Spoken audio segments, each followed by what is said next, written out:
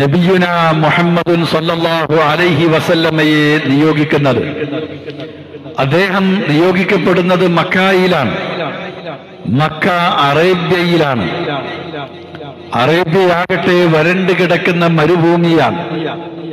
ലോകം മുഴുവൻ കീഴടക്കിയ അലക്സാണ്ടർ ചക്രവർത്തി പോലും ആ പ്രദേശത്തേക്കൊന്നും നോക്കി അവിടെ നിന്ന് തിരിഞ്ഞു നടന്നതാണ്. എന്തിനു വേണം ഈ വരണ്ടു കിടക്കുന്ന മരുഭൂമി? മരുഭൂമിയെപ്പോലെ ഉണങ്ങി വരണ്ട ഈ മനുഷ്യന്മാരെ ആർക്ക് വേണം? ഈ പ്രദേശത്ത് നിന്ന്, ഈ സമൂഹത്തിൽ നിന്ന് ഒരു നന്മയും വരാനില്ല, ഇവരെ കൊണ്ട് പ്രത്യേകിച്ചൊന്നും നേടാനില്ല എന്ന് വിചാരിച്ചുകൊണ്ട് ഉപേക്ഷിച്ചു വിട്ട പ്രദേശമാണത്. പക്ഷേ അവിടേക്കാണ് അള്ളാഹു അവന്റെ സന്ദേശം അവതരിപ്പിക്കുന്നത്. ആ അറേബ്യയിലെ മക്കയിലെ അറബികൾക്കിടയിൽ അറിയപ്പെടുന്ന പ്രസിദ്ധമായ ഖുറൈശി ഗോത്രത്തിലെ ഖുറൈശി തറവാട്ടിലെ കാരണവരായ അബ്ദുൽ മുത്തലിബിന്റെ പുത്രനായ അബ്ദുള്ളയ്ക്ക് ജനിച്ച മകൻ, ജനിക്കും മുമ്പേ പിതാവ് മരണപ്പെട്ടുപോയി. പിന്നീട് കുട്ടിക്കാലത്ത് തന്നെ മാതാവും മരണപ്പെട്ടുപോയി. പൂർണ്ണ അനാഥനായിട്ടാണ് വളർന്നു വരുന്നത്. തന്റെ പിതൃവ്യന്റെ സംരക്ഷണത്തിലാണ് വളരുന്നത്.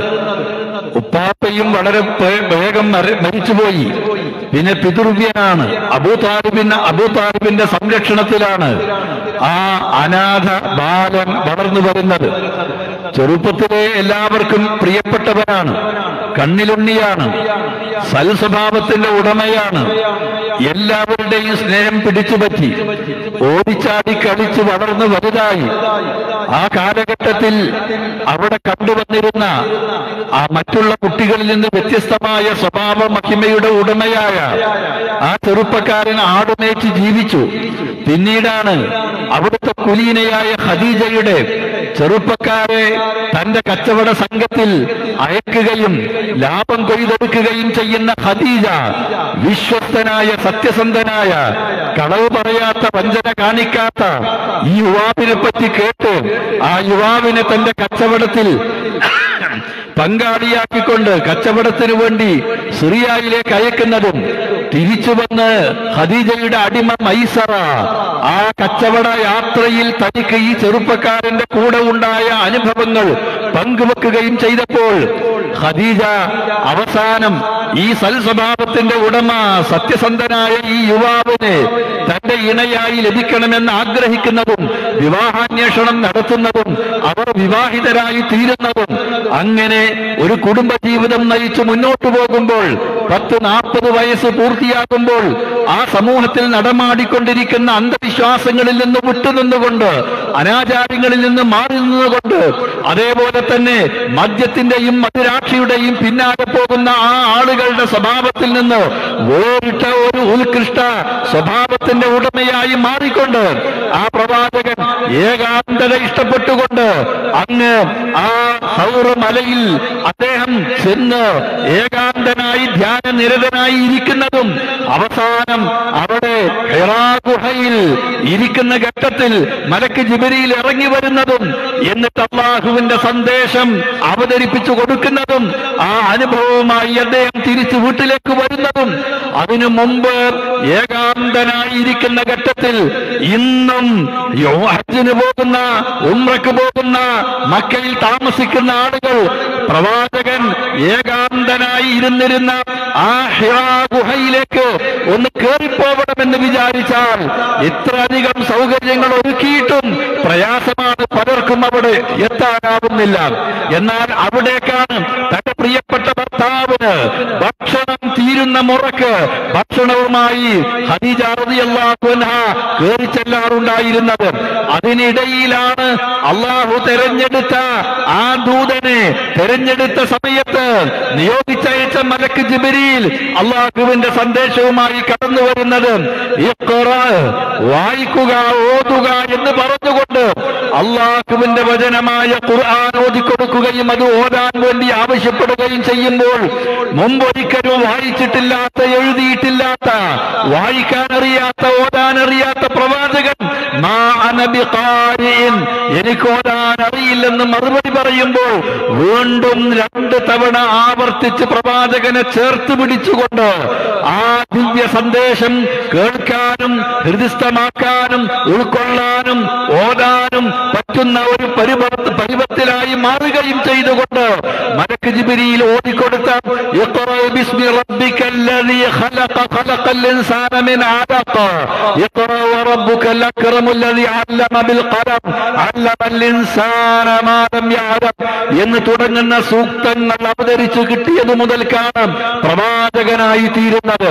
അവിടെ നിന്നൊരു ഇടവേള കഴിഞ്ഞു. വീണ്ടും ഒരു നാൾ പ്രവാചകന്റെ അടുക്കലേക്ക് അതാ ഇറങ്ങി വരുന്നു ആ മലക്ക്. എന്നിട്ട് ആ പ്രവാചകനോട് പറയുന്നത്, അദ്ദേഹത്തിന് ഓതിക്കൊടുക്കുന്നത്, യാ അയ്യുഹൽ മുദ്ദസ്സിർ ഖും ഫഅൻദിർ വറബ്ബക ഫകബ്ബിർ വസിയാബക ഫതഹിർ വറുജ്സ ഫഹ്ജുർ വലാ തംനുൻ തസ്തക്സിർ എന്ന് തുടങ്ങുന്ന വചനങ്ങൾ. പുതച്ചു കിടക്കുന്ന മനുഷ്യ, പുതപ്പ് മൂടിക്കിടക്കുന്ന മനുഷ്യ, എഴുന്നേൽക്ക്, അള്ളാഹുവിന്റെ ദീനിനെ സംബന്ധിച്ച് ജനങ്ങൾക്ക് പറഞ്ഞു കൊടുക്ക്, പരലോകത്തെപ്പറ്റി നരകത്തെപ്പറ്റി താക്കീത് നൽകൂ എന്ന് തുടങ്ങിക്കൊണ്ടുള്ള കൽപ്പനകളാണ് വരുന്നത്. അതുകൊണ്ട് പ്രവാചകൻ പുതച്ചു കിടക്കേണ്ടവനല്ല, പുതയിട്ടിരിക്കേണ്ടവനല്ല, അള്ളാഹുവിന്റെ സന്ദേശവുമായി ഇറങ്ങിത്തിരിക്കേണ്ടവനാണ്, ജനങ്ങളിലേക്ക് ഇറങ്ങിച്ചെല്ലാൻ കൽപ്പിക്കപ്പെട്ടവനാണ്. ആ പ്രവാചകനോടുള്ള അതാ അള്ളാഹുവിന്റെ കൽപ്പന വീണ്ടും, നീ തുടങ്ങേണ്ടത് എവിടെ നിന്നാണ്? എവിടെ നിന്ന് തുടങ്ങണം? നിങ്ങൾ നിങ്ങളുടെ സ്വന്തം ശരീരത്തെയും നിങ്ങളുടെ കുടുംബത്തെയും നരകത്തിൽ നിന്ന് രക്ഷിക്കണം. അവിടെ നിന്നാണ് തുടങ്ങേണ്ടത്. സ്വന്തത്തിൽ നിന്ന് തുടങ്ങണം, സ്വന്തം കുടുംബത്തിൽ നിന്ന് തുടങ്ങണം. ഏറ്റവും അടുത്ത ബന്ധുക്കളെ, കുടുംബക്കാരെ ഈ പരലോകത്തെപ്പറ്റി നരകത്തെപ്പറ്റി മുന്നറിയിപ്പ് നൽകണം, അതിൽ നിന്ന് മോചിപ്പിക്കണം, രക്ഷിക്കണം, അവരെ സ്വർഗത്തിലേക്ക് വിളിക്കണം, അതിലേക്ക് നയിക്കണം. ആ ചുമതലയാണ് അള്ളാഹു ഏൽപ്പിക്കുന്നത്. അതാ പ്രവാചകൻ വിളിച്ചു ചേർക്കുന്നു. 2 സംഭവങ്ങളാണ് ചരിത്രം രേഖപ്പെടുത്തി വെച്ചത്. ഒന്ന്, തന്റെ വീട്ടിലേക്ക് വിളിച്ച് അവരുമായി ഒരു സദ്യ പങ്കിട്ടുകൊണ്ട് അവിടുന്ന് സംസാരിച്ച കാര്യം ചരിത്രത്തിൽ കാണാം. സഫായുടെ മുകളിൽ കയറി നിന്നുകൊണ്ട് തന്റെ കുടുംബക്കാരെ പേരെടുത്തുകൊണ്ട് വിളിച്ച് അവിടേക്ക് ഒരുമിച്ച് കൂട്ടുന്നു. എന്നിട്ട് അവരോട് ചോദിക്കുന്നു, ഈ സഫാ കുന്നിന്റെ അപ്പുറത്ത് ഒരു സൈന്യം നിങ്ങൾ ആക്രമിക്കാൻ വന്നു നിൽക്കുന്നുവെന്ന് ഞാൻ നിങ്ങളോട് പറഞ്ഞാൽ നിങ്ങളെന്നെ വിശ്വസിക്കുമോ? അവരൊന്നടങ്കം പറഞ്ഞു, അതെ, ഞങ്ങൾ വിശ്വസിക്കും. കാരണം നീ ഇതുവരെ കളവ് പറഞ്ഞിട്ടില്ല, നീ സത്യസന്ധനാണ്. ഇതവർ പറഞ്ഞു കഴിഞ്ഞപ്പോൾ പ്രവാചകൻ അവരോട് പറയുന്നു, എങ്കിൽ ഞാൻ നിങ്ങളോട് സത്യമായ ഒരു കാര്യം പറയട്ടെ, എന്റെ വാക്ക് നിങ്ങൾ വിശ്വസിക്കുമല്ലോ. ഈ പ്രപഞ്ചത്തെ സൃഷ്ടിച്ച് രക്ഷിച്ചുകൊണ്ടിരിക്കുന്ന അള്ളാഹു, അവനല്ലാതെ ആരാധനക്കർഹനായി ആരുമില്ല. ഞാൻ ആ അള്ളാഹുവിന്റെ അടുക്കൽ നിന്ന് നിയോഗിക്കപ്പെട്ട ദൂതനാണ്. എന്നെ നിങ്ങൾ വിശ്വസിക്കണം. അള്ളാഹുവിന്റെ ഏകത്വം നിങ്ങൾ അംഗീകരിക്കണം. അവനല്ലാതെ മറ്റൊരാളോട് വിളിച്ചു തേടരുത്, നേർച്ച വഴിപാടുകൾ അർപ്പിക്കരുത്, ആരാധനകൾ അർപ്പിക്കരുത്. അവൻ മാത്രമാണ് ഇലാഹ് എന്നാണ് മഹാനായ ആ പ്രവാചകൻ അവരോട് പറയുന്നത്. അവർ അതുവരെ സ്വീകരിച്ചു വന്ന വിശ്വാസത്തിനെതിരാണ്, അവർ അതുവരെ അംഗീകരിച്ചു വന്ന മതനിലപാടുകൾക്ക് എതിരാണ്. അതുകൊണ്ട് അതുവരെ അവർ വിശ്വസിച്ചിരുന്ന, സത്യസന്ധനായി കണ്ട, കണ്ണിലുണ്ണിയായി അവർ കണ്ടിരുന്ന, അവർ ഇഷ്ടഭാജനമായി സ്വീകരിച്ചിരുന്ന അൽ അമീൻ, വിശ്വസ്തൻ എന്ന അപരനാമത്തിൽ വിശേഷിപ്പിച്ചിരുന്ന ആ പ്രവാചകന്റെ മുഖത്ത് നോക്കിയവർ പറഞ്ഞു, ഇത് പറയാനാണോ നീ ഞങ്ങളെ ഇവിടെ വിളിച്ചു വരുത്തിയത് എന്ന്? ഇത് സ്വീകരിക്കുവാൻ ഞങ്ങൾക്ക് നിർവാഹമില്ല. ഇവിടെ ലാത്തയുണ്ട്, ലാത്തയോട് ഞങ്ങൾ വിളിച്ചു തോടുന്നു. ഇവിടെ ഉസ്സയുണ്ട്, ഉസ്സയ്ക്ക് ഞങ്ങൾ നേർച്ചകൾ അർപ്പിക്കുന്നു. ഇവിടെ മനാത്തയുണ്ട്, മനാത്തയോട് ഞങ്ങൾ സഹായം തേടുന്നു. ലാത്ത, ഉസ്സ, മനാത്ത പോലെ മരിച്ചുപോയ മഹാത്മാക്കള് അവരുടെ പേരിൽ അവരുടെ രൂപങ്ങൾ ഉണ്ടാക്കി വെച്ച് ആ മരിച്ചുപോയ മഹാന്മാരായ സജ്ജനങ്ങളായ ആളുകൾക്ക് നേർച്ചകളും വഴിപാടുകളും അർപ്പിച്ചുകൊണ്ട് അവർ മുഖേന അല്ലാഹുവിന്റെ അടുക്കലേക്ക് അടുക്കാമെന്ന് വിചാരിച്ച് അവരോട് സഹായം ചോദിച്ച് അവരോട് സഹായം തേടി അവരോട് വിളിച്ചു തേടി അവരോട് പ്രാർത്ഥിച്ച് അവരെ ആരാധിച്ചുകൊണ്ട് ജീവിച്ചിരുന്ന മക്കക്കാരായ ആ ആളുകൾ അവർ അത്ഭുതത്തോടുകൂടി പ്രവാചകന്റെ വാക്കിനെ പറ്റി പറഞ്ഞത് ഇപ്രകാരമായിരുന്നു: അജഅലൽ ആലിഹത ഇലാഹൻ വാഹിദ ഇന്ന ഹാദാ ലശൈഉൻ ഉജാബ്. എന്തു പറ്റി മുഹമ്മദിന്? വല്ലാത്തൊരാശ്ചര്യം. ലാത്ത ഉസ്സ പോലെ നാം വിളിച്ചു തേടിക്കൊണ്ടിരിക്കുന്ന ഇവയെല്ലാം കൈയൊഴിക്കണമെന്നും അല്ലാഹുവിനോട് മാത്രമേ വിളിച്ചു തേടാവൂ, അവനെ മാത്രമേ നേർച്ച വഴിപാടുകൾ അർപ്പിക്കാവൂ, അവനെ മാത്രമേ ആരാധിക്കാവൂ, ആരാധിക്കപ്പെടേണ്ടവൻ ഇലാഹ് അവൻ മാത്രമാണെന്നാണോ ഈ മുഹമ്മദ് പറയുന്നത്?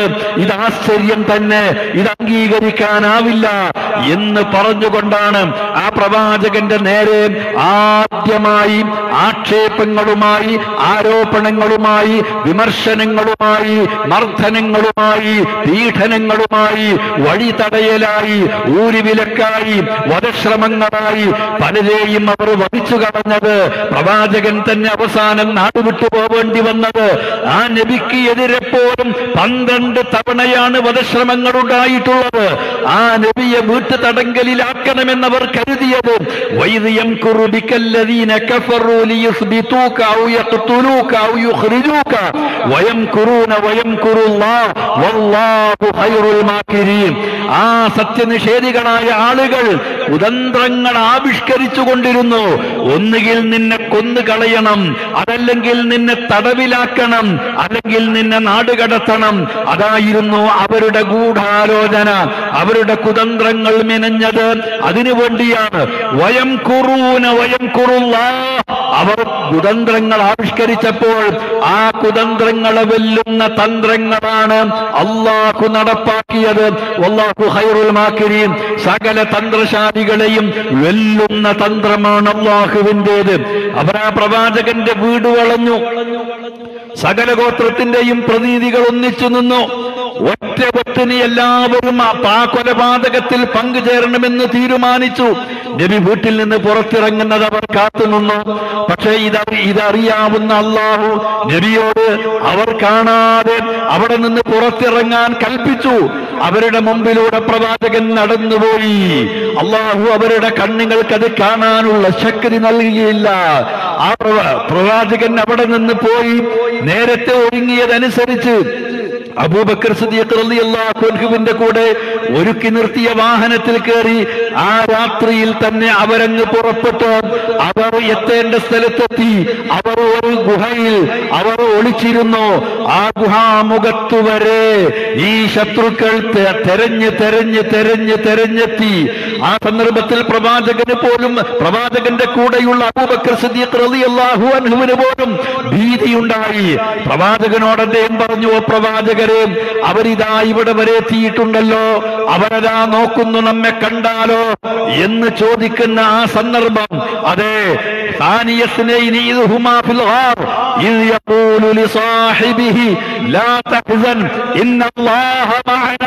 രണ്ടിൽ രണ്ടാമനായ രണ്ടുപേര് അബൂബക്കർ സിദ്ദീഖും റസൂലുള്ളയുമാണ്. ആ രണ്ടുപേരിൽ അബൂബക്കർ സിദ്ദീഖാണ് അള്ളാഹുവിന്റെ റസൂലിനോട് ഇപ്രകാരം ആശങ്കപ്പെടുന്നത്, വ്യാകുലപ്പെടുന്നത്. ഓ അബൂബക്കർ, ഭയപ്പെടേണ്ടതില്ല.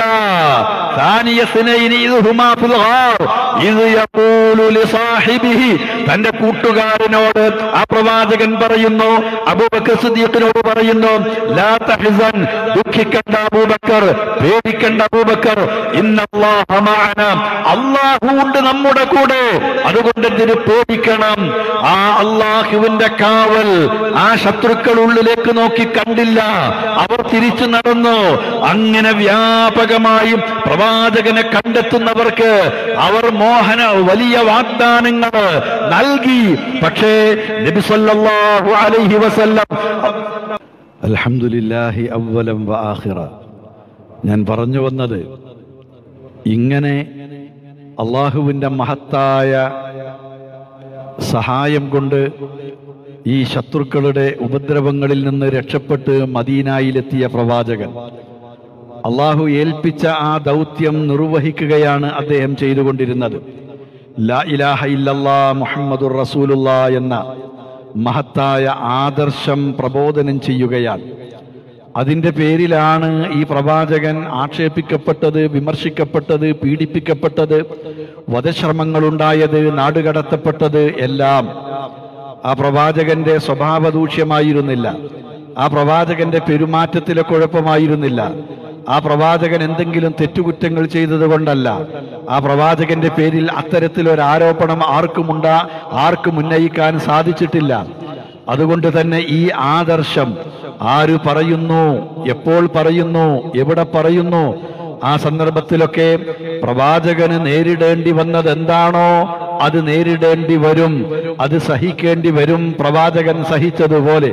നേരെ മറിച്ച് വിമർശനങ്ങളും ആരോപണങ്ങളും ആക്ഷേപങ്ങളും പീഡനങ്ങളും മർദ്ദനങ്ങളും ഭയപ്പെടുന്നവർക്ക് ആദർശം പറയാനാവില്ല. ആദർശം പറയുന്നിടത്ത് ഇത്തരത്തിലുള്ളതൊക്കെ ഉണ്ടാവാം. എന്നാൽ ഇത് ഭയപ്പെടാതെ ഈ ആദർശവുമായി മുന്നോട്ട് നീങ്ങുമ്പോൾ ആദ്യകാലത്ത് ഇത്തരത്തിലുള്ള വിഷമങ്ങളൊക്കെ നബിക്ക് നേരിട്ടുവെങ്കിലും പിന്നീട് അവിടുത്തെ സംഭവ ബഹുലമായ 13 വർഷക്കാലത്തെ മക്കാ ജീവിതത്തിൽ നിരന്തരമായ വിഷമങ്ങളും പ്രതിസന്ധികളും അനുഭവിച്ച് തരണം ചെയ്ത് അവസാനം മദീനയിലേക്ക് നാടുവിട്ടുപോയി. ആ മദീനയിലെ 10 വർഷക്കാലവും ആ പ്രവാചകനെ സംബന്ധിച്ചിടത്തോളം ഇതുപോലുള്ള പ്രശ്നങ്ങൾ അഭിമുഖീകരിക്കേണ്ടി വന്നിട്ടുണ്ട്. പ്രവാചകനെ മദീനയിലും ജീവിക്കാൻ ഞങ്ങൾ അനുവദിക്കില്ലെന്ന് മക്കക്കാര് തീരുമാനിച്ചതും അവർ നബിയോട് യുദ്ധം ചെയ്തുകൊണ്ട് വധിച്ചു കളയാൻ, പരാജയപ്പെടുത്താനുള്ള യുദ്ധ ഫണ്ട് സ്വരൂപിക്കുവാനുള്ള കച്ചവട സംഘം സിറിയയിലേക്ക് പോയി അതിൽ നിന്നുള്ള ലാഭമാണ് യുദ്ധ ഫണ്ടിലേക്ക് അവർ നീക്കിവെച്ചിരുന്നത്. ആ സംഘത്തെ തടയാനാണ് പ്രവാചകൻ പുറപ്പെട്ടത്. അവര് പോകുന്ന വഴിക്ക് തടയാനായില്ലെങ്കിലും തിരിച്ചു വരുന്ന ഘട്ടത്തിൽ അവരെ തടയുകയും ബദറിൽ വെച്ച് അവസാനം ഏറ്റുമുട്ടുകയും ചെയ്യുന്നത്. അങ്ങനെയാണ് ബദർ യുദ്ധമുണ്ടായിത്തീരുന്നത്. ആ ഘട്ടത്തിലാണ് യുദ്ധത്തിന് വേണ്ടി പുറപ്പെട്ടതല്ല പ്രവാചകൻ. യുദ്ധത്തിന് വേണ്ട സന്നാഹങ്ങൾ പ്രവാചകൻ ഒരുക്കിയിട്ടില്ല. ഒരു സാധാരണ അറബികൾ യാത്ര ചെയ്യുമ്പോൾ കൂടെ കൊണ്ടുപോകുന്നതല്ലാത്ത മറ്റൊന്നും അവരുടെ കൂടെയില്ല.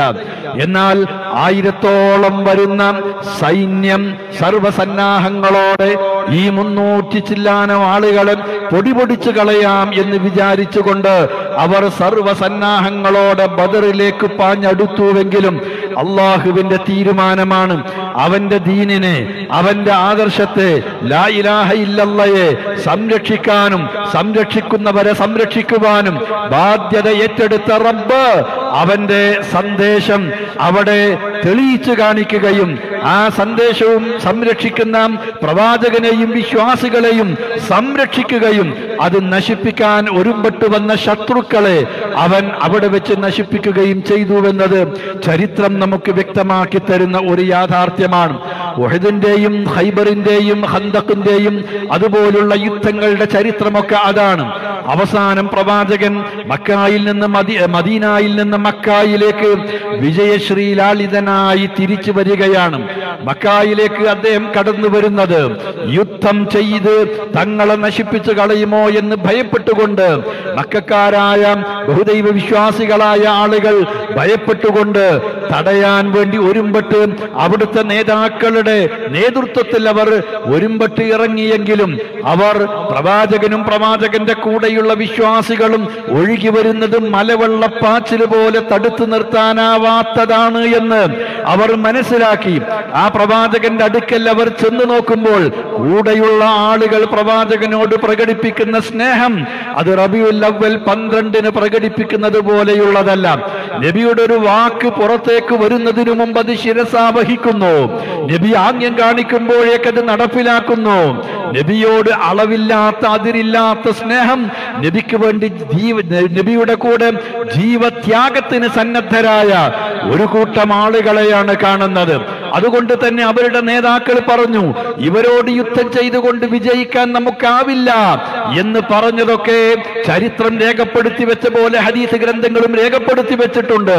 അവസാനം നബി സല്ലല്ലാഹു അലൈഹി വസല്ലം അവിടെ വിളംബരം ചെയ്യാൻ ആവശ്യപ്പെട്ടത് ആ മക്കയുടെ പ്രാന്തപ്രദേശങ്ങളിലൂടെ വമൻ ദഖല ദാറഹു ഫഅഗ്ലഖ ബാബഹു ഫഹുവ ആമിൻ, ആര് തന്റെ വീട്ടിൽ പ്രവേശിച്ചുവോ എന്നിട്ട് വാതിലടച്ചുവോ അവൻ നിർഭയനാണ്.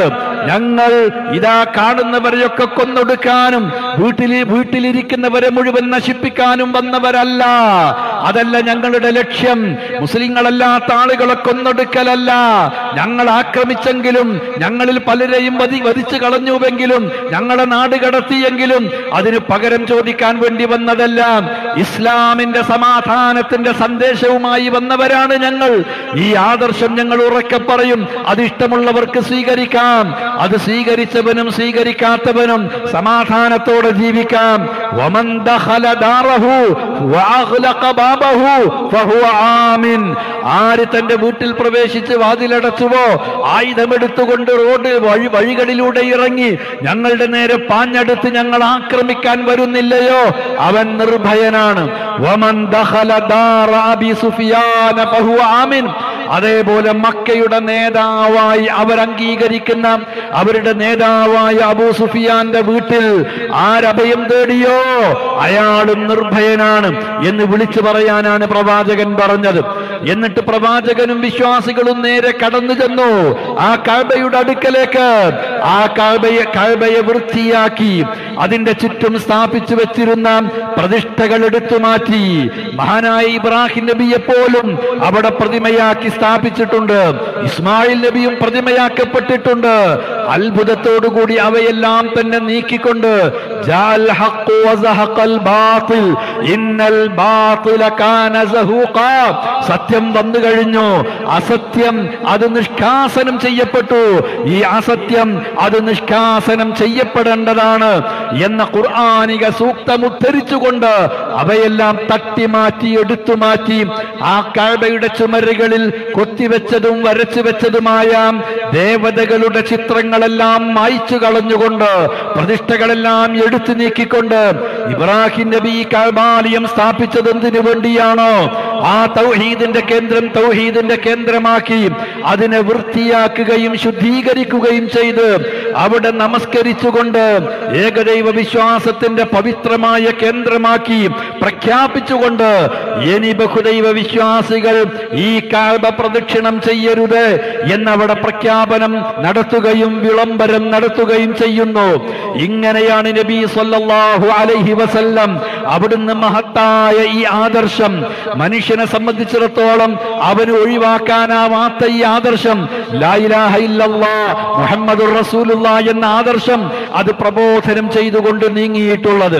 അത് സ്വീകരിച്ച ആളുകൾക്കാണ് ഐഹിക ജീവിതത്തിലും പാരത്രിക ജീവിതത്തിലും മോക്ഷമുള്ളത്, രക്ഷയുള്ളത്. മനുഷ്യന് നിലനിൽപ്പ് നൽകുന്ന നിലനിൽപ്പിന്റെ സന്ദേശമാണത്. യുസബ്ബിതുല്ലാഹുല്ലദീന ആമനൂ ബിൽ ഖൗലി സാബിത് ഫിൽ ഹയാത്തി ദുനിയാ വഫിൽ ആഖിറ വയുദില്ലുല്ലാഹു ളാലിമീന വയഫ്അലുല്ലാഹു മാ യശാ. അല്ലാഹു സുബ്ഹാനഹു വ തആല സത്യവിശ്വാസികൾക്ക് ഐഹിക ജീവിതത്തിലും മരണാനന്തര ജീവിതത്തിലും സ്വന്തം കാലിൽ നിൽക്കാവുന്ന അവസ്ഥ നൽകുന്നത്, സ്ഥൈര്യം നൽകുന്നത്, ഉറപ്പിച്ചു നിർത്തുന്നത് ഖൗലു സാബിത്ത് സ്ഥിരപ്പെട്ട വചനം ലാ ഇലാഹ ഇല്ലല്ലാഹ് കൊണ്ടാണ്. ഈ ലാ ഇലാഹ ഇല്ലല്ലാഹ് അംഗീകരിക്കുന്ന ആളുകൾക്കാണ് ഈ ദുനിയാവിൽ തന്നെ അള്ളാഹുവിന്റെ അനുഗ്രഹങ്ങൾ ആസ്വദിച്ചുകൊണ്ട് ജീവിക്കുവാനുള്ള അർഹതയുള്ളത്. മരിച്ചു ചെന്നാലും അള്ളാഹുവിന്റെ അനുഗ്രഹങ്ങൾ കുടിക്കൊള്ളുന്ന സ്വർഗത്തിൽ പ്രവേശിക്കാൻ അർഹതയുള്ളത് അവർക്കാണ്. ഇത് വിശുദ്ധ ഖുർആൻ പ്രഖ്യാപിച്ചുകൊണ്ട് മനുഷ്യൻ ഇവിടെ അള്ളാഹുവിന്റെ വായു ശ്വസിക്കണം, അവന്റെ വെള്ളം കുടിക്കണം, അവന്റെ ഭൂമിയിൽ ജീവിക്കണം, അതിനുള്ള ധാർമ്മികമായ അവകാശം ലഭിക്കുന്നത് ലാ ഇലാഹ ഇല്ലല്ലാഹ് അംഗീകരിക്കുന്നതിലൂടെയാണ്. മരിച്ചു ചെന്നാൽ സ്വർഗം ലഭിക്കാനുള്ള അർഹതയും ലാ ഇലാഹ ഇല്ലല്ലാഹ് അംഗീകരിക്കുന്നവനാണ്. അതുകൊണ്ട് മഹാനായ റസൂലുള്ള ഈ കാര്യം അവരെ ബോധിപ്പിച്ചു. എന്തുകൊണ്ടാണ് ഈ ലാ ഇലാഹ ഇല്ലല്ലാഹയെ ഇങ്ങനെ നിലനിൽപ്പിന്റെ സന്ദേശമായി അള്ളാഹു നിശ്ചയിച്ചത്, തെരഞ്ഞെടുത്തത്?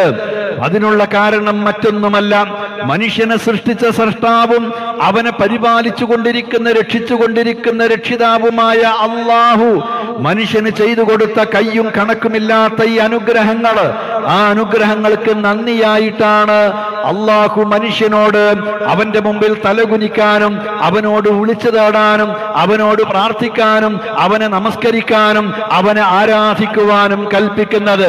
ബലില്ലാഹ ഫഅബുദ് വകും മിനശ് ശാകിരീൻ. നീ അള്ളാഹുവിന് ആരാധനകൾ അർപ്പിച്ചുകൊണ്ട് നീ അവനോട് നന്ദി കാണിക്കുക, നന്ദിയുള്ളവരുടെ കൂട്ടത്തിൽ ഉൾപ്പെടുക. അള്ളാഹു മനുഷ്യനെ സൃഷ്ടിച്ചു, അവന് കണ്ണും കാതും കയ്യും കാലും നാക്കും മൂക്കും ഒക്കെ നൽകി, അവന് ബുദ്ധിയും നിരവധി കഴിവുകളും നൽകി. ഈ ശ്വസിക്കാനുള്ള വായു, കുടിക്കാനുള്ള വെള്ളം, കഴിക്കാനുള്ള ആഹാരം, ജീവിക്കാൻ ഈ ഭൂമി, ഈ പ്രപഞ്ചം, ഇതെല്ലാം സൃഷ്ടിച്ച് സംവിധാനിച്ചു കൊടുത്തു. ഈ അനുഗ്രഹങ്ങളാണ് മനുഷ്യൻ ഓരോ നിമിഷവും എല്ലാ ദിവസവും അനുഭവിച്ചു കൊണ്ടിരിക്കുന്നത്. ഈ അനുഗ്രഹങ്ങൾക്ക് അവൻ നന്ദി കാണിക്കണം. ഇതെല്ലാം ചെയ്തു കൊടുത്ത റബ്ബിനോട് ആ നന്ദി കാണിക്കേണ്ടത് ഈ ലാ ഇലാഹ ഇല്ലല്ലാഹ് എന്ന ഈ കലിമത്ത് തൗഹീദ് ഉൾക്കൊണ്ടുകൊണ്ടാണ്. അതുകൊണ്ടാണ് അവനോട് ലാ ഇലാഹ ഇല്ലല്ലാഹ് അംഗീകരിക്കണം. അനുഗ്രഹങ്ങൾക്കുള്ള നന്ദിയായി അത് ചെയ്തെങ്കിലേ നിനക്ക് ഈ ഭൂമിയിൽ അള്ളാഹുവിന്റെ അനുഗ്രഹങ്ങൾ ഇനിയും ഇനിയും അനുഭവിക്കുവാൻ, ആസ്വദിക്കുവാൻ അർഹതയുള്ളൂ, അവകാശമുള്ളൂ എന്ന് പറഞ്ഞത്. ഇങ്ങനെ ചെയ്യാനാണ് അള്ളാഹു സൃഷ്ടിച്ചുകൊണ്ട് അനുഗ്രഹങ്ങൾ നൽകി അതിന് നന്ദിയായി അവനെ ആരാധിക്കണം. അതിനാണ് മനുഷ്യനെ അള്ളാഹു സൃഷ്ടിച്ചത്. അതെ, അള്ളാഹു ഖുർആനിൽ ആ കാര്യം തന്നെ എടുത്തു പറഞ്ഞു. വമാ ഖലഖ്തുൽ ജിന്ന വൽ ഇൻസ ഇല്ലാ ലിയഅ്ബുദൂൻ. ജിന്നുകളെയും മനുഷ്യരെയും എന്നെ മാത്രം ആരാധിക്കുന്നതിന് വേണ്ടിയല്ലാതെ ഞാൻ സൃഷ്ടിച്ചിട്ടില്ല. സൃഷ്ടിപരമായ ലക്ഷ്യം അള്ളാഹുവിനെ ആരാധിക്കുക എന്നതാണ്. അപ്പൊ അതുകൊണ്ട് തന്നെ മനുഷ്യൻ എന്തിന് സൃഷ്ടിക്കപ്പെട്ടു? അള്ളാഹുവിനെ ആരാധിക്കാൻ. എന്തിനാണ് അള്ളാഹുവിനെ ആരാധിക്കുന്നത്? അള്ളാഹു ചെയ്തു കൊടുത്ത അനുഗ്രഹങ്ങൾക്ക് നന്ദിയായി. അത് ചെയ്തിട്ടില്ലെങ്കിൽ എന്താ? അവൻ ഈ ഭൂമിയിൽ അള്ളാഹുവിന്റെ അനുഗ്രഹങ്ങൾ ആസ്വദിച്ച് ജീവിക്കാൻ അർഹതയില്ല. മരിച്ചു ചെന്നാലോ സമാധാനം, സ്വർഗം അവന് ലഭിക്കുകയുമില്ല. ഇക്കാരണത്താലാണ് അല്ലാഹു സുബ്ഹാനഹു വ തആല ഈ സന്ദേശം മനുഷ്യനെ പഠിപ്പിക്കാൻ കാലാകാലങ്ങളിൽ പ്രവാചകന്മാരെ നിയോഗിച്ചയച്ചിട്ടുള്ളത്. അതുകൊണ്ടാണ് സകല നബിമാരും ഈ കാര്യം തന്നെ പറഞ്ഞിട്ടുള്ളത്. എന്നാൽ നൂഹ് നബി മുതൽക്ക് മുഹമ്മദ് നബി വരേക്കുമുള്ള സകല പ്രവാചകന്മാരും പ്രബോധനം ചെയ്ത ഈ ലാ ഇലാഹ ഇല്ലല്ലാഹ് ഒരേ സ്വരത്തിൽ എല്ലാവരും പ്രബോധനം ചെയ്ത ഈ ആദർശം, ഇതിൽ നിന്നാണ് എക്കാലത്തും മനുഷ്യൻ വ്യതിചലിച്ചു പോയിട്ടുള്ളത്. ഇപ്പോഴും മനുഷ്യന് വ്യതിയാനം സംഭവിക്കുന്നത് ഇതിൽ നിന്ന് തന്നെയാണ്. ഇത്തരം സന്ദർഭങ്ങളിലാണ് പ്രവാചകന്മാർ നിരന്തരമായി വന്നത്. നൂഹ് നബി, ആദം നബി പഠിപ്പിച്ച തലമുറയിൽ ഈ വ്യതിയാനം സംഭവിച്ചപ്പോൾ അവിടേക്ക് വന്ന് വദ്ദിനെയും സുവാഇനെയും യഗൂസിനെയും യഊഖിനെയും നസ്റിനെയും ഒക്കെ വിളിച്ചു തേടിക്കൊണ്ടിരുന്ന, നേർച്ചകൾ അർപ്പിച്ചുകൊണ്ടിരുന്ന, ആരാധിച്ചുകൊണ്ടിരുന്ന ആ സമൂഹത്തോട് പറഞ്ഞു, അത് പാടില്ല, ഇത് ശിർക്കാണ്, തൗഹീദിലേക്ക് തിരിച്ചു വരണമെന്ന്. എങ്കിലേ അള്ളാഹു മഴ വർഷിപ്പിച്ചു തരൂ, അവൻ നിങ്ങൾക്ക് തോട്ടങ്ങൾ ഉൽപ്പാദിപ്പിച്ചു തരൂ, നിങ്ങൾക്ക് സന്താനങ്ങളും സമ്പാദ്യങ്ങളും ഉണ്ടാവൂ, അവന്റെ അനുഗ്രഹങ്ങൾ നിങ്ങൾക്ക് ലഭിക്കൂ, അല്ലെങ്കിൽ നിങ്ങൾക്ക് അതിനർഹതയില്ല. ആ പ്രവാചകൻ 950 കൊല്ലം പറഞ്ഞിട്ടും അത് സ്വീകരിക്കാത്ത ആളുകളെ ആ പ്രവാചകന്റെ താക്കീത് യാഥാർത്ഥ്യമായി പുലർന്നുകൊണ്ട് ഭൂമുഖത്ത് നിന്ന് നിശേഷം നശിപ്പിക്കുകയാണ് പ്രളയത്തിലൂടെ. അവശേഷിക്കുന്നത് നൂഹ് നബിയും ഏകദൈവ വിശ്വാസികളും മാത്രമാണ്. അവരാണ് തലമുറ മാറി വന്നപ്പോൾ ചെകുത്താന്റെ പ്രവർത്തനം വഴിയായി വീണ്ടും ശിർക്കിലേക്ക് പോകുന്നത്. അപ്പോഴാണ് ഹൂദ് നബി വന്നത്. യാ ഖൗമി ഉബ്ദുല്ലാഹ് മാ ലക്കും മിൻ ഇലാഹിൻ ഗൈറു. എന്റെ പ്രിയപ്പെട്ട ജനങ്ങളെ, അള്ളാഹുവിനെ മാത്രം ആരാധിക്കണം, അവനോട് വിളിച്ചു തേടണം, വേറൊരു ഇലാഹ് നിങ്ങൾക്കില്ല എന്നാ പ്രവാചകൻ നിരന്തരമായി പറഞ്ഞത്. അത് കേൾക്കാത്ത ആളുകളോട് അദ്ദേഹം പറഞ്ഞു, നിങ്ങൾക്കിതാ റബ്ബിന്റെ അനുഗ്രഹം വേണോ, മഴ വർഷിച്ചു കിട്ടണോ, നിങ്ങൾ ഈ ശിർക്കിൽ നിന്ന് മടങ്ങണം, തൗഹീദിലേക്ക് തിരിച്ചു വരണം, ലാ ഇലാഹ ഇല്ലല്ലാഹ് എന്ന ആദർശം അംഗീകരിക്കണം. ഇല്ലെങ്കിൽ ഈ ഭൂമിയിൽ തന്നെ റബ്ബിന്റെ അനുഗ്രഹം ആസ്വദിക്കാൻ നിങ്ങൾക്ക് അർഹതയില്ല. ആ സമൂഹം അത് സ്വീകരിക്കാതെ വന്നപ്പോഴാണ് കൊടുങ്കാറ്റിലൂടെ നശിപ്പിക്കപ്പെടുന്നത്. ഇങ്ങനെ തലമുറകളുടെ ചരിത്രം ഉദ്ധരിച്ചുകൊണ്ട് ലാ ഇലാഹ ഇല്ലല്ലാഹ് എന്ന ആദർശം സ്വീകരിക്കാത്തവർ നശിപ്പിക്കപ്പെട്ട ചരിത്രം ഖുർആൻ പഠിപ്പിച്ചു തരുന്നു. മഹാനായ റസൂലുള്ള തന്റെ ഉമ്മത്തിനോടും പറഞ്ഞത്, നിങ്ങൾക്ക് ഈ ഭൂമിയിൽ റബ്ബിന്റെ അനുഗ്രഹം ആസ്വദിച്ചുകൊണ്ട് ജീവിക്കണമെങ്കിൽ കദാലിക വഔറസ്നാഹാ ഖൗമൻ ആഖരീൻ, അള്ളാഹുവിന്റെ അനുഗ്രഹം ഈ ഭൂമിയിലുള്ള തോട്ടങ്ങളും ഇവിടെയുള്ള സുഖ സൗകര്യങ്ങളും അനന്തരമായി നിങ്ങൾക്ക് ലഭിക്കണമെങ്കിൽ, പൂർവീകരായ വിശ്വാസികൾക്ക് അത് അനന്തരമാക്കപ്പെട്ടതുപോലെ നിങ്ങൾക്ക് ലഭിക്കണമെങ്കിൽ, സമാധാനം നിങ്ങൾക്ക് ലഭിക്കണമെങ്കിൽ, ആ സമാധാനത്തിന്റെ സന്ദേശം ലാ ഇലാഹ ഇല്ലല്ലാഹ് എന്ന സന്ദേശം, അതിനാണ് ഭൂമിയിൽ വേരോട്ടവും സ്വാധീനവും ഉണ്ടാവുക. ആ ആദർശമാണ് നിങ്ങൾക്ക് വേണ്ടതെങ്കിൽ എന്ത് വേണം? ഈ ലാ ഇലാഹ ഇല്ലല്ലാഹ് നിങ്ങൾ അംഗീകരിക്കണം എന്നാണ് മഹാനായ റസൂലുള്ള തന്റെ ഉമ്മത്തിനോട്, മുസ്ലിം ഉമ്മത്തിനോട്, ഈ സമുദായത്തോടും അള്ളാഹു കൽപ്പിച്ചതായി എടുത്തു പറഞ്ഞു തരുന്നത്. വഅദല്ലാഹുല്ലദീന ആമനൂ മിൻകും വഅമിലുസ് സാലിഹാത്ത് ലയസ്തഖ്ലിഫന്നഹും ഫിൽ അർദ് കമാ ഇസ്തഖ്ലഫല്ലദീന മിൻ ഖബ്ലിഹിം വലയുമക്കിനന്ന ലക്കും ദീനകും അല്ലദീ ഇർതളാ ലഹും വലയുബദ്ദിലന്നഹും മിൻ ബഅദി ഖൗഫിഹിം അംനാ യഅബുദൂനനി ലാ യുശ്രികൂന ബി ശൈആ. അള്ളാഹുവിൽ പങ്കു ചേർക്കരുത്, അവനെ മാത്രം ആരാധിക്കണം. ലാ ഇലാഹ ഇല്ലല്ലാഹ് എന്ന ഈ ആദർശം നിങ്ങൾ സ്വീകരിക്കുകയാണെങ്കിൽ, ആ കണ്ടീഷൻ നിങ്ങൾ പാലിച്ചാൽ അള്ളാഹു നിങ്ങൾക്ക് ഭൂമി അനന്തരമാക്കി തരും. ഈ ഭൂമിയിലെ അവന്റെ അനുഗ്രഹങ്ങൾ ആസ്വദിച്ചുകൊണ്ട് ജീവിക്കുവാനുള്ള അനുവാദവും അധികാരവും നിങ്ങൾക്ക് അവൻ നൽകും. അവൻ നിങ്ങൾക്കായി തൃപ്തിപ്പെട്ട ഈ ആദർശത്തിന് സ്വാധീനം നേടിത്തരും. നിങ്ങൾ പേടിച്ച് ജീവിക്കേണ്ടവരല്ല, നിങ്ങൾ നിർഭയരായിരിക്കും. നിങ്ങൾക്ക് സമാധാനത്തോടെ ഇവിടെ ജീവിക്കാം എന്ന് മഹാനായ റസൂലുള്ളാഹി സ്വല്ലല്ലാഹു അലൈഹി വസല്ലം ഈ ആയത്തിന്റെ അടിസ്ഥാനത്തിൽ പഠിപ്പിച്ചു. മുഹമ്മദ് നബിയുടെ ഉമ്മത്തിൽ ഭിന്നിപ്പുണ്ടാകുമെന്നും അഭിപ്രായ വ്യത്യാസങ്ങൾ ഉണ്ടാകുമെന്നും അത് തുടർന്നുകൊണ്ടിരിക്കുമെന്നും അത് ലാ ഇലാഹ ഇല്ലല്ലാഹയിൽ തന്നെ ആവുമെന്നും അതേപോലെ തന്നെ പ്രവാചകന്റെ ചര്യയിൽ സുന്നത്തിലുണ്ടായിരിക്കുമെന്നും അധികാര വടംവലിയുടെ പേരിൽ ഉണ്ടായിരിക്കുമെന്നും അവിടുന്ന് മുന്നറിയിപ്പ് നൽകുകയും പ്രവാചകന്റെ ഉമ്മത്തിൽ തന്നെ ആ ചരിത്രം അതിന് സാക്ഷി നിൽക്കുകയും ചെയ്തിട്ടുള്ളതാണ്. അതാണ് ആദർശത്തിന്റെ പേരിലുള്ള ഭിന്നിപ്പുകളിലേക്ക് വിരൽ ചൂണ്ടി പ്രവാചകൻ പറഞ്ഞത്. ജാഹിലിയ കാലഘട്ടത്തിലെ മുശ്രിക്കീങ്ങൾക്കിടയിൽ ഉണ്ടായിരുന്നതെന്തോ അതേപോലെ ആ ശിർക്ക് നിങ്ങളിലേക്ക് കടന്നു വരുമെന്ന്. അന്ന് അവർ ചെയ്തുകൊണ്ടിരുന്നതെന്താ? ലാത്ത ഉസ്സ പോലുള്ള ആ ലാത്തിയെ പോലെ മരിച്ചുപോയ മഹാന്മാരായ ആളുകൾ അവരുടെ രൂപങ്ങൾ ഉണ്ടാക്കി വെച്ച ആ മഹാന്മാർക്ക് നേർച്ചകൾ അർപ്പിച്ചു. എന്നിട്ട് അവരോട് വിളിച്ചു തേടി, അവരോട് സഹായം തേടി, ശുപാർശകരാക്കി, അള്ളാഹുവിന്റെ അടുക്കലേക്ക് അടുപ്പിക്കുന്ന മധ്യവർത്തികളാണെന്ന് കരുതി അതിനുവേണ്ടി അവർ ആവശ്യപ്പെട്ടു. ഇതാണ് അവർ ചെയ്തുകൊണ്ടിരുന്നത്. പ്രാർത്ഥന പോലെ നേർച്ച പോലുള്ള ഇബാദത്തുകൾ അവർക്ക് അർപ്പിച്ചു. അങ്ങനെയാണ് അവർ ശിർക്കിലേക്ക് വഴുതിപ്പോയിട്ടുള്ളത്. ഇടയാളന്മാരെ സ്വീകരിച്ച് അവരോട് വിളിച്ചു തേടി, അങ്ങനെയാണ് അവർ ശിർക്കിലേക്ക് പോയിട്ടുള്ളത്. ലാ ഇലാഹ ഇല്ലല്ലാഹ് എന്ന ആദർശത്തിൽ നിന്ന് തെറ്റിപ്പോയത്. അള്ളാഹുവിനെ മാത്രമായി വകവെച്ചു കൊടുക്കേണ്ടവന്റെ നാമങ്ങളും വിശേഷണങ്ങളും അള്ളാഹു അല്ലാത്തവർക്ക് വകവെച്ചു. അള്ളാഹു കാണുന്നത് പോലെ കാണും, കേൾക്കുന്നത് പോലെ കേൾക്കും, സഹായിക്കുന്നത് പോലെ സഹായിക്കും. അള്ളാഹുവിനോട് തേടേണ്ടത് അള്ളാഹു അല്ലാത്തവരോട് തേടി. ഇതാണ് അവർ ചെയ്തത്. ലാത്ത പോലുള്ളവരോട് തേടിയ പോലെ വഅന്നഹു കാന റിജാലുൻ മിനൽ ഇൻസി യഊദൂന ബിരിജാലിൻ മിനൽ ജിന്നി ഫസാദൂഹും റഹഖാ.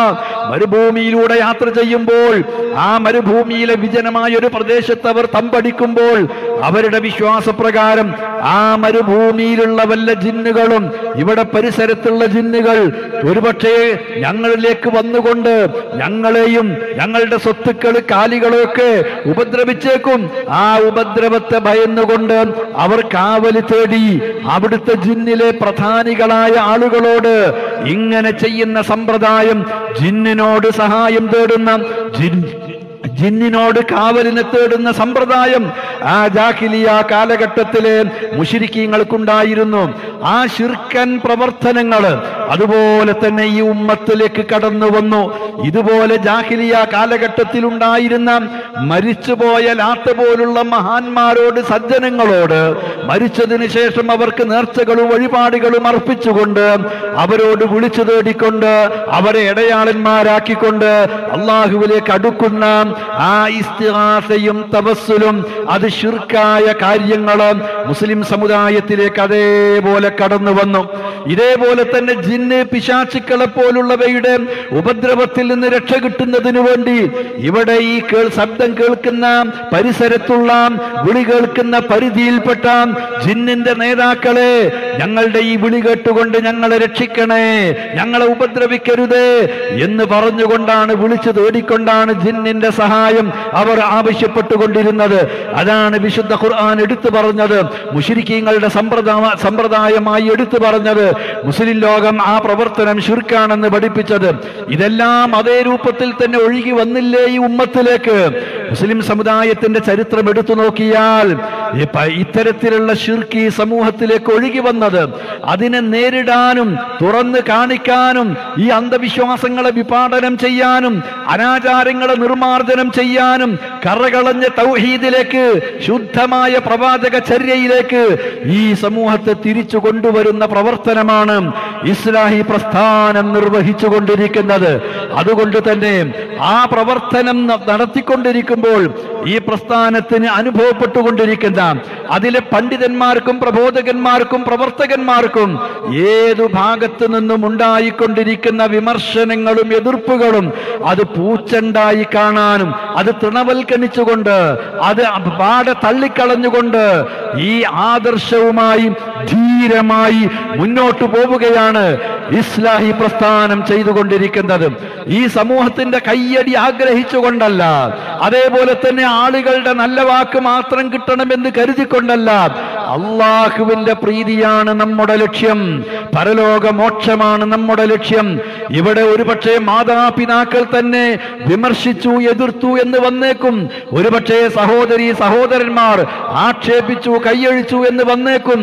സ്വന്തം മക്കൾ ഒരുപക്ഷെ കൈയൊഴിച്ചു എന്ന് വന്നേക്കും. ബന്ധുക്കൾ കൈയൊഴിച്ചു എന്ന് വന്നേക്കും. അയൽവാസികളോ മറ്റുള്ള മഹലിൽപ്പെട്ട ആളുകളോ ആക്ഷേപിക്കുകയും കൈയൊഴിക്കുകയും ഉപദ്രവിക്കുകയും ചെയ്തുവെന്ന് വന്നേക്കും.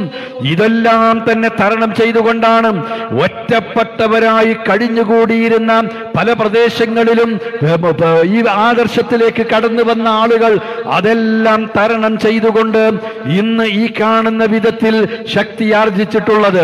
എന്നാൽ ഇനിയും ആ പൂർവീകരായ നമ്മുടെ മുൻഗാമികൾക്കുണ്ടായ ഈ കേരളക്കരയിൽ തന്നെ ഇസ്ലാഹി പ്രസ്ഥാനത്തിന്റെ ആദ്യകാല നേതാക്കന്മാർക്കുണ്ടായ ആ അവസ്ഥകൾ ഇനിയും നമുക്കുണ്ടായെന്ന് വന്നേക്കും.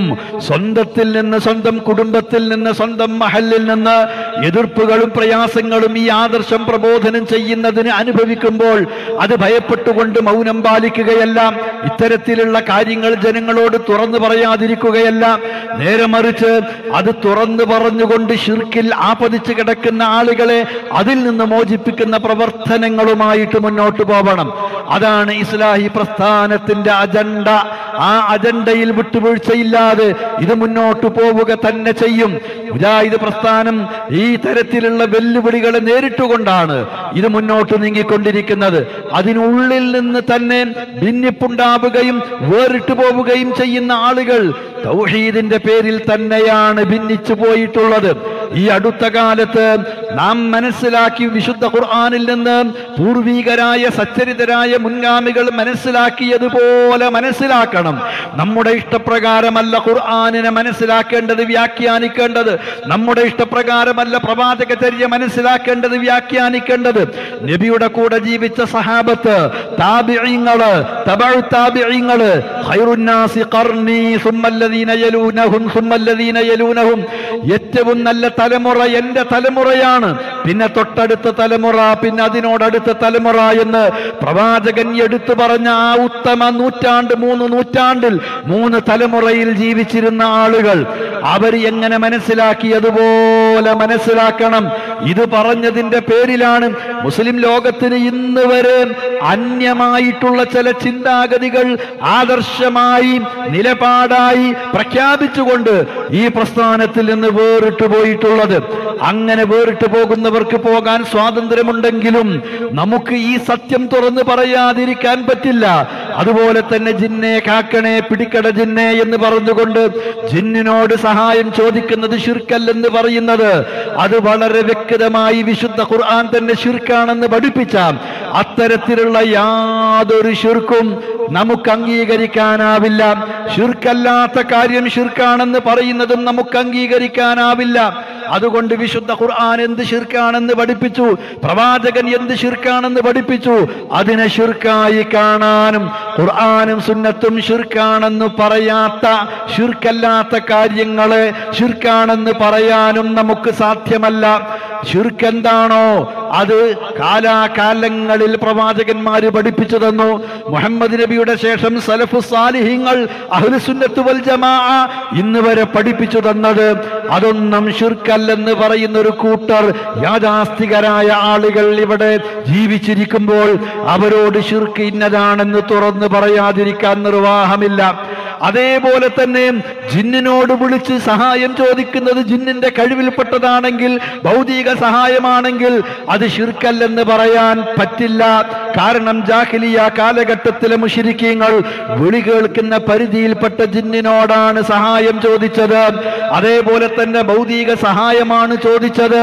അതാണ് ശിർക്കെന്ന് വിശുദ്ധ ഖുർആൻ എടുത്തു പറഞ്ഞത്. അതുകൊണ്ട് അത്തരം കാര്യങ്ങളും ശിർക്കല്ലെന്ന് മുജാഹിദ് പ്രസ്ഥാനത്തിന്റെ ഓരത്ത് കയറി വന്ന് നിന്ന ആളുകൾ അവരാണിത് പറയുന്നതെന്നതുകൊണ്ട് ആ ശിർക്കിനെ ശിർക്കല്ലെന്ന് പറയാനോ ആ ശിർക്കിനെ വിമർശിക്കുന്നതിൽ മയം കാണിക്കാനോ നിർവാഹമില്ല. ആര് ചെയ്താലും ശിർക്ക് ശിർക്ക് തന്നെ. അതോടൊപ്പം ഈ പ്രസ്ഥാനത്തിന്റെ കൂടെയുള്ള ചില ആളുകൾ ഇപ്പോൾ മാറി നിന്നുകൊണ്ട് ശിർക്കല്ലാത്ത കാര്യത്തെ ശിർക്കാക്കുമ്പോൾ അത് ശിർക്കാണെന്ന് അംഗീകരിച്ചു കൊടുക്കുവാനും നിർവാഹമില്ല. നമ്മുടെ ആദർശം ലാ ഇലാഹ ഇല്ലല്ലാഹ് മുഹമ്മദുർ റസൂലുള്ളാഹ്. അത് നബിയിൽ നിന്ന് സഹാബത്തും താബിഈങ്ങളും തബഉ താബിഈങ്ങളും എങ്ങനെ കേട്ടു മനസ്സിലാക്കി സ്വീകരിച്ച് ആചരിച്ചു അതുപോലെ സ്വീകരിക്കണം എന്നതാണ് നമ്മുടെ നിലപാട്. ഞാൻ അവസാനിപ്പിക്കുകയാണ്. എനിക്ക് എപ്പോഴും അടിവരയിട്ട് ഓർമ്മിപ്പിക്കാനുള്ള ഒരു കാര്യം, നമ്മളും നമ്മളല്ലാത്തവരും തമ്മിലുള്ള വ്യത്യാസം, ഹക്കിന്റെ ആളുകളും ഹക്കിന്റെ ആളുകളല്ലാത്തവരും തമ്മിലുള്ള വ്യത്യാസം, സലഫുകളും സലഫുകളല്ലാത്തവരും തമ്മിലുള്ള വ്യത്യാസം അടിസ്ഥാനപരമായി ആദർശത്തിന്റെ വിഷയത്തിൽ രണ്ടു കാര്യങ്ങളാണ്. ഒന്ന്, നമ്മളല്ലാത്തവർ സ്വന്തമായി ഒരു അഭിപ്രായം രൂപീകരിക്കുന്നു, അതൊരാദർശമായി അവർ കണക്കിലെടുക്കുന്നു, അതവർ ഏറ്റെടുക്കുകയും പ്രചരിപ്പിക്കുകയും ചെയ്യുന്നു. അതിന് തെളിവ് ചോദിക്കുമ്പോൾ വല്ല ആയത്തും അവർക്ക് വ്യാഖ്യാനിച്ചൊപ്പിക്കാൻ കഴിയുമോ, വല്ല ഹദീസും വ്യാഖ്യാനിച്ചൊപ്പിക്കാൻ കഴിയുമോ എന്നവർ നോക്കുന്നു. ഇതാണ് അവരുടെ സമ്പ്രദായം. അത് മുമ്പും ഇപ്പോഴും അങ്ങനെ തന്നെയാണ് തുടർന്നു വരുന്നത്. അതിൽ ഒന്നാമത് ഒരു ഒറ്റ ഉദാഹരണം ഞാൻ സൂചിപ്പിക്കട്ടെ. ഇമാം കർഹിയുടെ ഒരു വാചകം, അദ്ദേഹം പറഞ്ഞത് വകുല്ലു ആയത്തിൻ തുഖാലിഫു മദ്ഹബനാ ഇമ്മാ മുഅവ്വല ഔ മൻസൂഖ വകുല്ലു ഹദീസിൻ യുഖാലിഫു മദ്ഹബനാ ഇമ്മാ മുഅവ്വലുൻ ഔ മൻസൂഖ്. നമ്മുടെ മദ്ഹബിന് എതിരായി വല്ല ആയത്തും കണ്ടാൽ ഇമാമിന്റെ അഭിപ്രായത്തിനോട് യോജിച്ചുകൊണ്ട് അതിനെ വ്യാഖ്യാനിക്കണം. വ്യാഖ്യാനിച്ചൊപ്പിക്കാൻ കഴിയുന്നില്ലെങ്കിൽ ആയത്ത് ദുർബലമാണെന്ന് വിശ്വസിക്കണം. മദ്ഹബിൽ അഭിപ്രായത്തിന് എതിരായി ഹദീസ് കണ്ടാൽ ഹദീസിനെ മദ്ഹബിനോട് യോജിപ്പിക്കാൻ ശ്രമിക്കണം. യോജിക്കുന്നില്ലെന്ന് കണ്ടാൽ ആ ഹദീസിനെ തള്ളിക്കളയണം. അപ്പൊ ഈ അഭിപ്രായം ഒരു പണ്ഡിതൻ പറഞ്ഞു, അതാണ് പ്രമാണം, അതാണ് സ്വീകരിക്കേണ്ടത്, അതാണ് ആദർശം. അതിന് ആയത്തെതിരാണെങ്കിൽ ആയത്ത് തള്ളിക്കളയുക, ഹദീസ് എതിരാണെങ്കിൽ ഹദീസ് തള്ളിക്കളയുക. ഇതാണ് അവരുടെ നിലപാട്. ആ നിലപാടാണ് ഇന്നും ചിലർ സ്വീകരിച്ചു വരുന്നത്. അവരങ്ങ് ചിന്തിക്കുന്നു, അവർക്കങ്ങനെ തോന്നുന്നു, അവരങ്ങനെ പറയുന്നു, അതങ്ങനെ ആദർശം എന്ന് പറയുന്നു. എന്നിട്ടോ അതിന് ആയത്തില്ല, അതിന് ഹദീസില്ല. എന്നാലും ചില ആയത്ത് വളച്ചൊപ്പിക്കാൻ നോക്കുന്നു, അല്ലെങ്കിൽ ഹദീസ് വളച്ചൊപ്പിക്കാൻ നോക്കുന്നു. എന്നാൽ ആയത്തും ഹദീസും എതിരാണെങ്കിൽ അവർക്ക് ആയത്തും ബാധകമല്ല, ഹദീസും ബാധകമല്ല എന്ന നിലപാട്. നമ്മുടെ നിലപാട് അതിന് വിരുദ്ധമാണ്. മുജാഹിദ് പ്രസ്ഥാനത്തിന്റെ നിലപാട് അതിന് വിരുദ്ധമാണ്. നാം അഭിപ്രായം സ്വന്തമുണ്ടാക്കുകയല്ല, നമ്മുടെ പണ്ഡിതന്മാർ എഴുതി വെച്ചതല്ല, ഇമാമിങ്ങൾ എഴുതി വെച്ചതല്ല, അള്ളാഹുവിന്റെ കിതാബിൽ നിന്നാണ്, നബിയുടെ സുന്നത്തിൽ നിന്നാണ് നാം ആദർശം സ്വീകരിക്കുന്നത്. അതാണ് നമ്മുടെ ആദർശം. നാം സ്വന്തം ഉണ്ടാക്കി വെച്ചത് ഖുർആനിനോട് യോജിക്കുന്നുണ്ടോ ഹദീസിനോട് യോജിക്കുന്നുണ്ടോ എന്ന് അങ്ങോട്ട് നോക്കുകയല്ല. ഖുർആനിൽ നിന്നും ഹദീസിൽ നിന്നുമാണ് നാം ആദർശം സ്വീകരിക്കുന്നത്. ഇതാണ് അടിസ്ഥാനപരമായി നമ്മളും മറ്റുള്ളവരും വേർതിരിഞ്ഞു നിൽക്കുന്നത്. രണ്ടാമത്തെ കാര്യം, എല്ലാവരും ആയത്തോതുന്നു, എല്ലാവരും ഹദീസ് ഓതുന്നു, പിന്നെ നിങ്ങളും അവരും തമ്മിൽ എന്താ വ്യത്യാസം? അവിടെയുമുണ്ട് വ്യത്യാസം. നമ്മളും മറ്റുള്ളവരും വേർതിരിഞ്ഞു നിൽക്കുന്നത് അവിടെ തന്നെയാണ്. എന്ത്? ഈ ആയത്തിന് കൊട്ടപ്പുറത്ത് വെച്ച് കാന്തപുരം അബൂബക്കർ മുസ്ലിയാർ വസ്അൽ മൻ അർസൽനാ മിൻ ഖബ്ലിക മിർ റുസുലിനാ എന്ന ആയത്തോതിക്കൊണ്ട് മരിച്ചുപോയ അംബിയ ഔലിയാക്കളോട് വിളിച്ചു തേടാൻ ഈ ആയത്താണ് തങ്ങൾക്ക് തെളിവ് എന്ന് ഉണ്ട് മൗലവി ഉണ്ട് എന്നവിടെ വെച്ച് അദ്ദേഹം വിളിച്ചു പറഞ്ഞപ്പോൾ അത് എങ്ങനെ നമുക്ക് തെളിവായി സ്വീകരിക്കാം? അവിടെയാണ് മുജാഹിദുകളും മറ്റുള്ളവരും വേർതിരിഞ്ഞു നിൽക്കുന്നത്. ഈ ആയത്ത് അല്ലാഹു മുഹമ്മദ് നബിക്കാണ് ഇറക്കിയിട്ടുള്ളത്. ഈ ആയത്തിന് അല്ലാഹു അല്ലാത്തവരോട് വിളിച്ചു തേടാം എന്ന് നബി സല്ലല്ലാഹു അലൈഹി വസല്ലം മനസ്സിലാക്കിയിട്ടില്ല, സഹാബത്ത് മനസ്സിലാക്കിയിട്ടില്ല, താബീങ്ങളും തബഉ താബീങ്ങളും മനസ്സിലാക്കിയിട്ടില്ല. അങ്ങനെ ഒരു അർത്ഥം ഈ ആയത്തിനുണ്ടെങ്കിൽ ഈ ആയത്ത് ഖുർആനിലെ പരശതം ആയത്തുകൾക്ക് എതിരാകും. അത് നബി സല്ലല്ലാഹു അലൈഹി വസല്ലമയുടെ ഹദീസുകൾക്ക് എതിരാകും. അത് അമ്പിയാക്കൾ പ്രാർത്ഥിച്ചിരുന്ന പ്രാർത്ഥനകൾക്ക് എതിരാകും. അത് മുഹമ്മദ് നബിയുടെ സകല പ്രാർത്ഥനകൾക്കും എതിരാകും. ഖുർആൻ തന്നെ അല്ലാഹുവിനോട് പ്രാർത്ഥിക്കണമെന്ന് കൽപ്പിച്ച കൽപ്പനക്കെതിരാവും. അല്ലാഹു അല്ലാത്തവരോട് പ്രാർത്ഥിക്കരുതേ എന്ന ആ വിലക്കിന് എതിരാവും. അതേപോലെ പ്രാർത്ഥന ഇബാദത്താണെന്ന ഖുർആനിന്റെ പ്രഖ്യാപനത്തിന് എതിരാകും. അല്ലാഹു അല്ലാത്തവരോട് പ്രാർത്ഥിക്കുന്നത് ശിർക്കാണ് എന്ന ഖുർആനിന്റെ പ്രഖ്യാപനത്തിന് എതിരാവും. ഇങ്ങനെ പരശതം ആയത്തുകൾക്ക് എതിരായിക്കൊണ്ട് ഈ ആയത്തിന് ഇങ്ങനെ ഒരർത്ഥം പൂർവീകരായ മുഫസ്സിരീങ്ങൾ ആരും പറഞ്ഞിട്ടില്ല. അതുകൊണ്ട് തന്നെ ഈ ആയത്തോതിയാൽ പോരാ. ഈ ആയത്തിനെ സച്ചരിതരായ മുൻഗാമികൾ സലഫ് സാലിഹികൾ അങ്ങനെ മനസ്സിലാക്കിയിട്ടുണ്ടോ? ഇല്ല. മുജാഹിദുകളായ നമ്മൾ, ഹഖിന്റെ ആളുകൾ, സത്യത്തിന്റെ ആളുകൾ ഒരാദർശം ഖുർആനിൽ നിന്നും സുന്നത്തിൽ നിന്നും സ്വീകരിക്കുമ്പോൾ ആ ആദർശം അങ്ങനെയാണോ? ഈ ആയത്തിൽ നിന്ന് ഹദീസിൽ നിന്ന് നബിയും സഹാബത്തും താബിഈങ്ങളും തബഉ താബിഈങ്ങളും ആദ്യത്തെ 3 നൂറ്റാണ്ടുകാർ സലഫ് സാലിഹീങ്ങൾ മനസ്സിലാക്കിയത് എന്ന് നോക്കിയിട്ടാണ് നാം സ്വീകരിക്കുന്നത്. അവർക്കാർക്കും അറിഞ്ഞുകൂടാത്തതാണെങ്കിൽ, അവർക്കാർക്കും പരിചയമില്ലാത്തതാണെങ്കിൽ, അവരാരും സ്വീകരിക്കാത്തതാണെങ്കിൽ, അവർ മനസ്സിലാക്കിയതിനെതിരാണെങ്കിൽ അത് നമുക്ക് വേണ്ട, അത് സ്വീകരിക്കാൻ പാടില്ല. ഇതാണ് നമ്മുടെ നിലപാട്, മുജാഹിദ് പ്രസ്ഥാനത്തിന്റെ നിലപാട്, ഇസ്ലാഹി പ്രസ്ഥാനത്തിന്റെ നിലപാട്, സലഫികളുടെ നിലപാട്. സലഫു സാലിഹികൾ എങ്ങനെ മനസ്സിലാക്കി അതുപോലെ മനസ്സിലാക്കണമെന്ന നിലപാട്. ഇതാണ് ആദർശത്തിന്റെ കാര്യത്തിൽ മുജാഹിദ് പ്രസ്ഥാനത്തെ വ്യതിരിക്തമാക്കി നിർത്തുന്നത്, മറ്റുള്ളവരിൽ നിന്ന് വേർതിരിച്ചു നിർത്തുന്നത്. 2 കാര്യങ്ങളാണ് ഞാൻ പറഞ്ഞത്. ഒന്ന്, നാം ഒരഭിപ്രായം പറഞ്ഞുകൊണ്ട് അതൊരാദർശമായി പ്രചരിപ്പിക്കുകയല്ല. അള്ളാഹുവിന്റെ കിതാബിൽ നിന്നും നബിയുടെ സുന്നത്തിൽ നിന്നുമാണ് നാം ആദർശം സ്വീകരിക്കുന്നത്.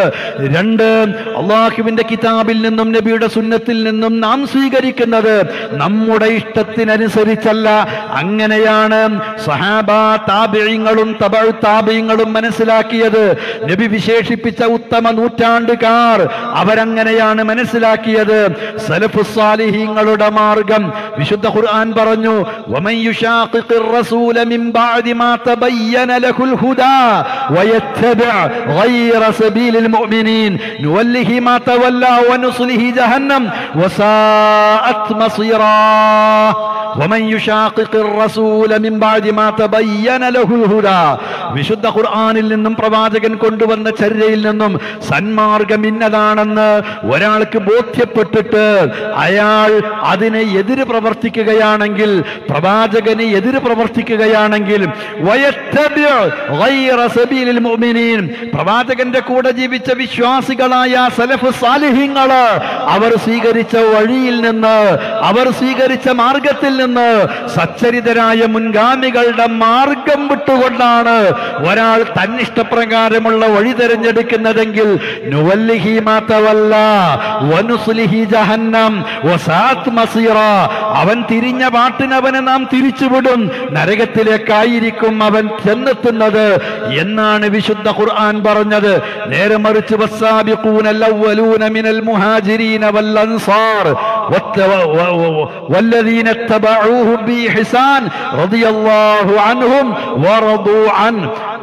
നബിയിൽ വിശ്വസിച്ചുകൊണ്ട് ഇസ്ലാമിലേക്ക് ആദ്യകാലത്ത് കടന്നു വന്നിട്ടുള്ള മുഹാജിറുകളും അൻസാരികളുമായ ആ സഹാബികള്, അവരോടൊപ്പമുള്ള മറ്റു സഹാബത്ത്, അവരെ പിന്തുടർന്ന നന്മ ഉദ്ദേശിച്ചുകൊണ്ട് നല്ല കാര്യത്തിൽ അവരെ പിൻപറ്റുകയും ചെയ്തവരാരോ അവരെല്ലാവരും തന്നെ പ്രവാചകനിൽ വിശ്വസിച്ചുകൊണ്ട് ആ സഹാബത്ത് ജീവിച്ചത് എങ്ങനെയാണോ, ആ സഹാബത്ത് നബിയെ വിശുദ്ധ ഖുർആൻ എങ്ങനെ നബി വിശദീകരിച്ചു കൊടുത്തു, ആ ഖുർആനും സുന്നത്തും പ്രവാചകൻ കൊണ്ടുവന്ന ആ മാർഗം സഹാബത്ത് സ്വീകരിച്ചു. അള്ളാഹുവിന്റെ പ്രീതി അവർ കരഗതമാക്കി. ആ മാർഗം പിൻപറ്റുന്ന ആളുകൾ ആരാണോ അവരാണ് സ്വർഗത്തിന്റെ അവകാശികൾ.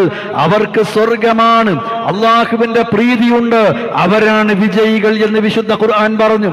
അപ്പൊ സഹാബത്തിന് ഗുഡ് സർട്ടിഫിക്കറ്റ് ആണ് അള്ളാഹു നൽകിയത്. അവന്റെ പ്രീതി അവർക്ക് ലഭിച്ചു എന്നവൻ പറഞ്ഞു. അവർക്ക് സ്വർഗമുണ്ടെന്ന് വാഗ്ദാനം ചെയ്തു. അഅദ്ദലകും ജന്നാത്തിൻ തജ്രി തഹ്തഹൽ അൻഹാർ ഖാലിദീന ഫീഹാ, ശാശ്വതമായ സ്വർഗ താഴ്ഭാഗങ്ങളിലൂടെ അരുവികൾ ഒഴുകിക്കൊണ്ടിരിക്കുന്ന സ്വർഗീയ ആരാമങ്ങളിലായിരിക്കും അവർ. ആ സ്വർഗത്തോപ്പുകളാണ് അവർക്കുള്ളത്. അതിൽ ശാശ്വതമായി വസിക്കുന്നവരാണ്, അവരാണ് വിജയികളെന്ന് ഖുർആൻ പറഞ്ഞു. അപ്പൊ റസൂലുള്ള ഖുർആൻ എങ്ങനെ അള്ളാഹു അവതരിപ്പിച്ചു കൊടുത്തു? അത് നബിയിൽ നിന്ന് കേട്ടുകൊണ്ട് അത് പ്രാവർത്തികമാക്കി നബിയോടൊപ്പം ജീവിച്ച സഹാബ, ആ സഹാബത്തിന്റെ കൂടെ ആ നന്മയിൽ പിന്തുടർന്ന ആളുകൾ, അവരെയാണ് ഖുർആൻ ഇവിടെ വിശേഷിപ്പിക്കുന്നത്. അള്ളാഹുവിന്റെ പ്രീതി അവർക്കുണ്ടെന്ന് എടുത്തു പറഞ്ഞത് ആ സഹാബത്ത് കാണിച്ചു തന്ന വഴി, അതാണ് സബീലുൽ മുഅ്മിനീൻ. അവർക്ക് അത് സ്വീകരിക്കുന്നവർക്ക് മോക്ഷമാണ്, സ്വർഗമാണ്, അവിജയമാണ്, അള്ളാഹുവിന്റെ പ്രീതിയാണ് അവർക്കുള്ളത്. നേരെ മറിച്ച് അള്ളാഹു ഗുഡ് സർട്ടിഫിക്കറ്റ് നൽകിയിട്ടുള്ള, അവന്റെ പ്രീതി ലഭിച്ച സ്വർഗം വാഗ്ദാനം ചെയ്യപ്പെട്ട വിജയികളായ ആ ആളുകളുടെ വഴിയല്ലാത്ത വഴിയാണ് ഒരാൾ തെരഞ്ഞെടുക്കുന്നതെങ്കിൽ, സച്ചരിതരായ മുൻഗാമികളുടെ മാർഗമല്ലാത്ത മാർഗമാണ് തെരഞ്ഞെടുക്കുന്നതെങ്കിൽ, നുവല്ലിഹി മാ തവല്ല വനുസ്ലിഹി ജഹന്നം വസാഅത് മസീറാ, അവൻ പോണ വഴിക്ക് അവനെ നാം തിരിച്ചുവിടും, അവന്റെ മടക്കസ്ഥാനം നരകമായിരിക്കും. അതെത്ര മോശം എന്നാണ്, ചീത്ത എന്നാണ് ഖുർആൻ പറയുന്നത്. അതുകൊണ്ട് നമ്മുടെ ആദർശം അള്ളാഹുവിന്റെ കിതാബിൽ നിന്നും നബിയുടെ സുന്നത്തിൽ നിന്നുമാണ് നാം സ്വീകരിക്കുന്നത്. ആ ആദർശം അള്ളാഹു ഗുഡ് സർട്ടിഫിക്കറ്റ് നൽകിയ സഹാബ താബിഈങ്ങൾ എങ്ങനെ മനസ്സിലാക്കി, അതുപോലെയാണ് നാം മനസ്സിലാക്കുന്നത്. അവരുടെ മാർഗമല്ലാത്ത മാർഗമാണ് സ്വീകരിക്കുന്നതെങ്കിൽ അത് സ്വീകരിക്കുന്നവർക്ക് നരകമായിരിക്കും. ആ താക്കീത് ഓർത്തുകൊണ്ടാണ് ആദർശം സ്വീകരിക്കേണ്ടത്. അല്ലാഹു സുബ്ഹാനഹു വ തആല ഇഹപര ജീവിതത്തിൽ വിജയം കൈവരിക്കുന്ന സൗഭാഗ്യവാന്മാരുടെ കൂട്ടത്തിൽ നമ്മെ ഉൾപ്പെടുത്തുമാറാവട്ടെ. വസല്ലല്ലാഹു വസല്ലമ അലാ നബിയിന മുഹമ്മദ് വഅലാ ആലിഹി വസഹാബതിഹി അജ്മഈൻ. വസ്സലാമു അലൈക്കും വറഹ്മത്തുള്ളാഹി വബറകാതുഹു.